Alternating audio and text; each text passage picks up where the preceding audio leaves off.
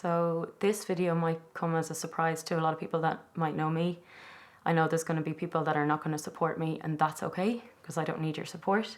I'm doing this for me, and I don't feel any shame anymore for what I did and what I went through. I found out I was pregnant in late November 2014. It was a shock. I was in a really, really bad relationship at the time. I had no job and I was totally lost. I took 5 pregnancy tests and they all came back positive. I just remember sitting on my bed crying for probably a week straight, half numb, half whelping in tears because I didn't know what to do. I remember listening to the song Crawling by Linkin Park over and over and over again, because that's exactly how I felt. I had no one to turn to because I never knew anybody that had gone and had an abortion before. I didn't know anybody that had a baby even, so I felt like I had no one to talk to, no one to turn to. I didn't want to go to a doctor because I thought they'd judge me, so I just stayed at home and felt sicker and sicker. I was Googling how to end my life because I couldn't imagine continuing on in the way I felt. So that Tuesday, I booked a trip to Manchester. It was the most lonely journey I've ever taken in my life. I walked into a waiting room with nobody I knew, accents I wasn't familiar with, girls crying, nobody speaking, dark walls.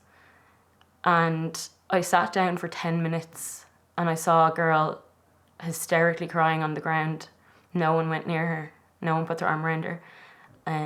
So I got up and I walked out and I got the plane home that night. And for the next 2 weeks, I had to put on a brave face for Christmas. Nobody knew what was going on with me. No one knew anything. And that was the longest 2 weeks of my life. It was a complete and utter blur. I was sick. I was so ill. I was vomiting non-stop. Looking up help lines, everything, girls that had gone through this, everything was on the internet, everything was out of my reach, I felt. The 3rd of January, I knew that if I didn't do this, that I wouldn't be here today. So I ended up going to Birmingham, and I remember sitting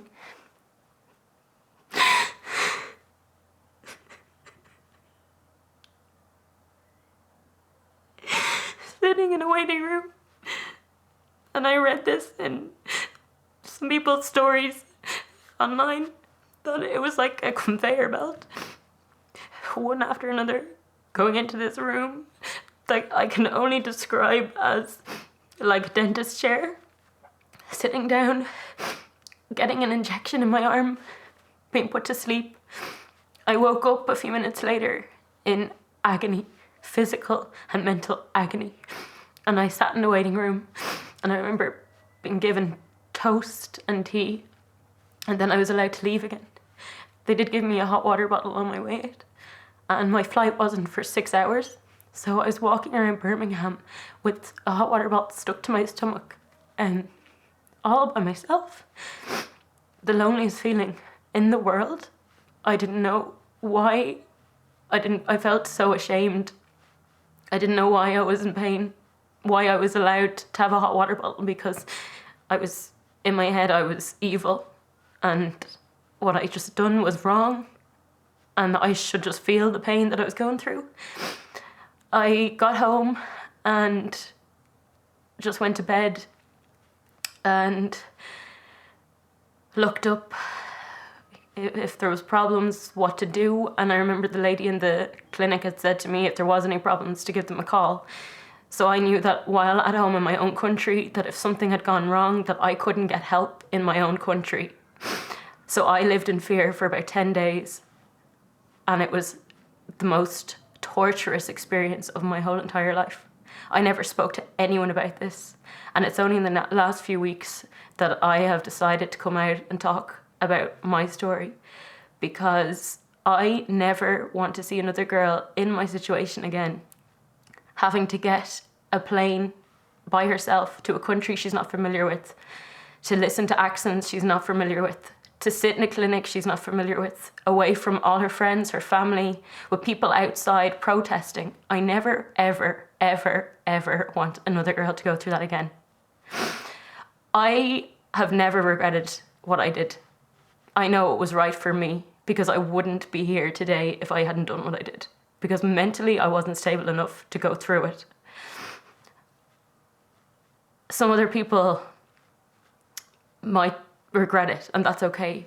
Everyone's different. And that's the whole thing about this referendum. I'm sitting here today and there is not one person that is pro-abortion. Not one person. This referendum is about pro-choice, about giving girls like me the right to choose what is right for their body. Not for you or anybody else to decide what is right for them, that they decide what is right for them. And we need to vote yes for Repeal the 8th on May 25th, because we need to stand by women, we need to be there for women, we need to support them, and most of all, we need to trust women. Trust what is right for their bodies. Trust them to make the right choices for them. So I'm asking you on May the 25th to please vote yes.